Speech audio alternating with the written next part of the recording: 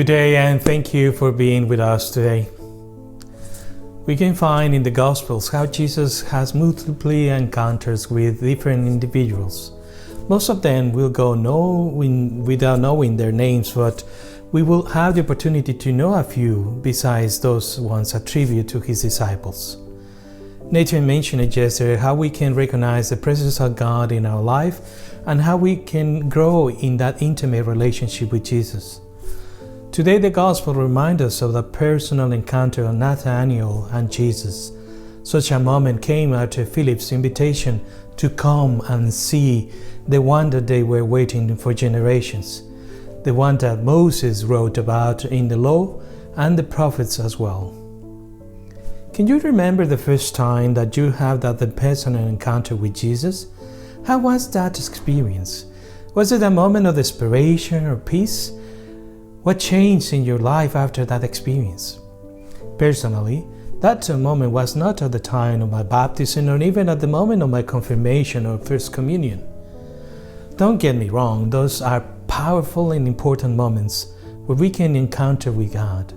But I have to admit that in my personal experience, everything changed when I accepted that although I was not the most capable and holy person, He was inviting me to participate on His mission, the extension of His kingdom, a kingdom of peace, justice, and compassion. Jesus knows you already.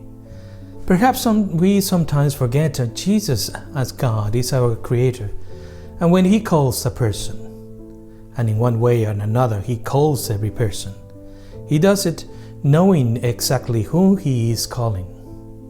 It is not a general call. It is a personal, direct call to our hearts, rooted in a real understanding of us as we are. He knows and loves us better than any mere human being ever could.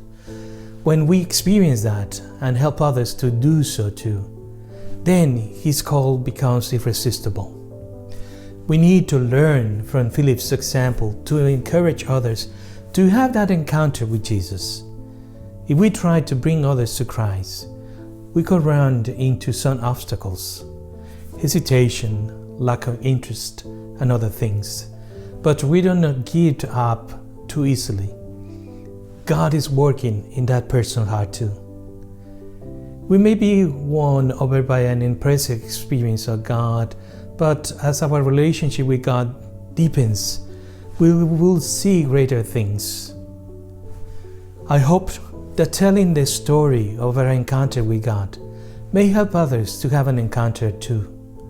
This will require us to open our hearts to God's wisdom and personally persevere in making a difference in people's life. Let's discover the wonders of God's grace in our life and the lives of those around us.